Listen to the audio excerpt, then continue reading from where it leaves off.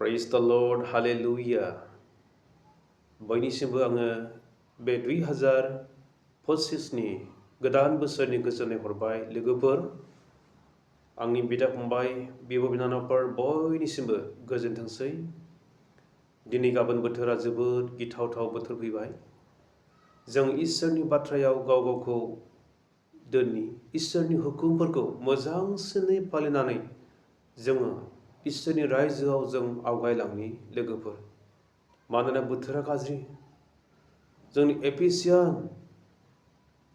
5 अध्याय 14निफ्राय जोङो 17 जों फरायना मोनो उन्दुलांनाय नोङो गोथैफोरनिफ्राय नों सिखारफिनदो होनदों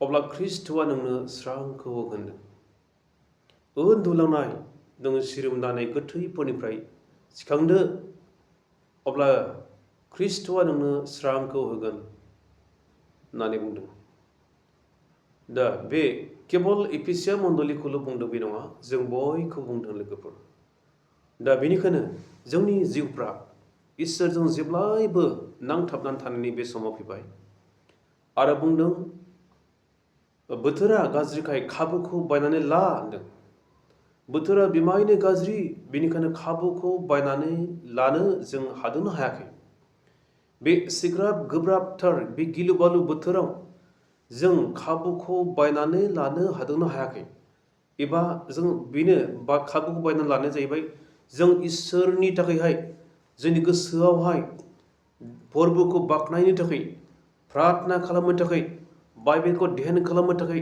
नोंथाङा सम होनो हादोंनो हायाखै सानसेयाव नोंथाङा खनसे सम होनो हादोंनो हायाखै जुदि इसोरनो सानसेयाव नोंथाङा 10 मिनिटबो सम होनो हायाब्ला परित्रानखौ जों आवग्रिनो थाखायहाय कठिन जागोन लोगोफोर खारन इसोरनि बाथ्राया बुंदों इसोरनि बायख'आ बुंदों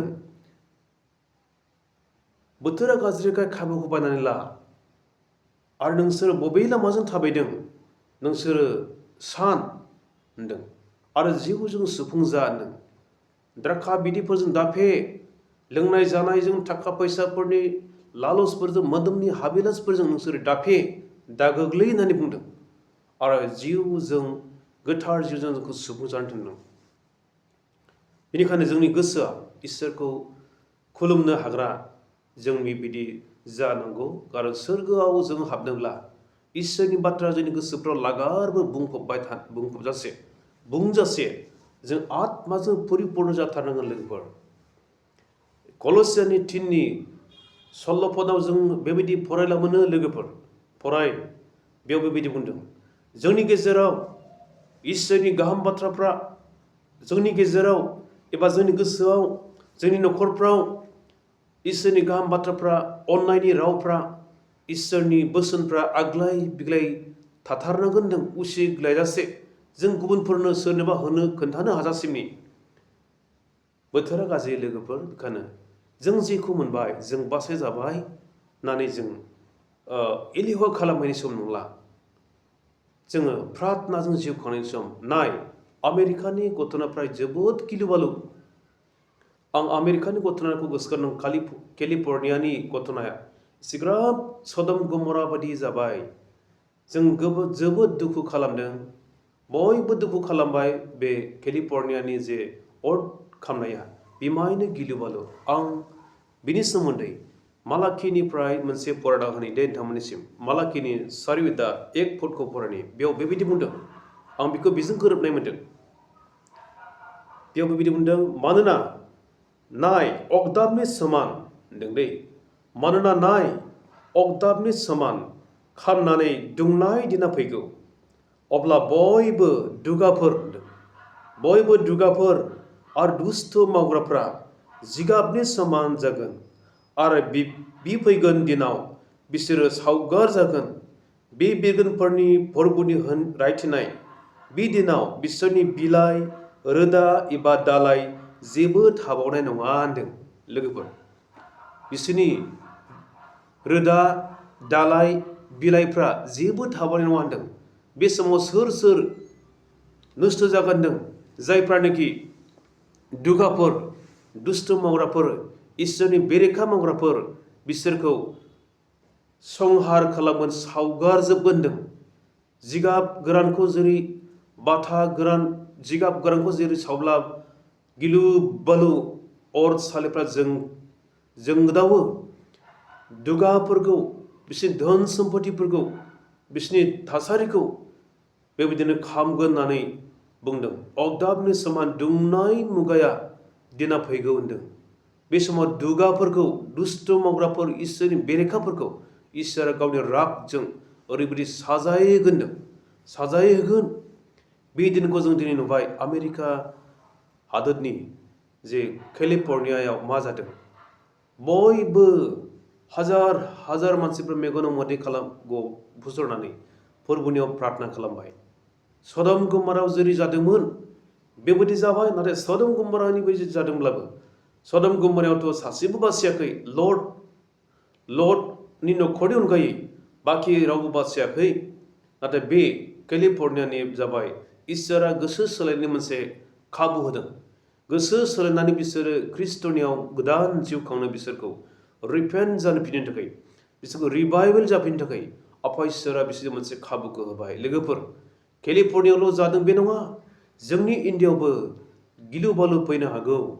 गिलु बालु बांग्रिंफोर फैगोन, बारहुंखाफोर फैगोन, जोमैफ्रा गावनानै अखाफ्रा दैबानाफ्रा जासावगोन आरो मानसिफ्रा बेमार आजारजों थैब्रुंगोन। रावबो बिनिफ्राय रैखा खालामनो हानाय बुहुमाव सासेबो गैया। बेखायनो जों जिसुआ बुंबाय सोरगो आरो बुहुमनि गासैबो एखथियार आंनो होजाबाय। बेनिखायनो थांदो आंनि गाहाम बाथ्राफोरखौ गासै देशमानियाव जातिमानिफोरनो खोन्थाहैदो। बिफा बिसा गोथारजिनि मुङै बाप्तिस्मा होनानै आंनि सेलाफोर खालामनानै जिसुआ बुंबाय। जों बेखौ खोन्थाबायनो सोरबा गिदों ने? जों इसोरनि खामानि मावनायाव जों गोसो होनो बाबाय ने? गिदों नामा? नङा दागि। संसाराव जोङो इसोरा गिनायनि जिउखौ होआखै, बोलोनि आरो अननायनि जिउखौसो होबाय।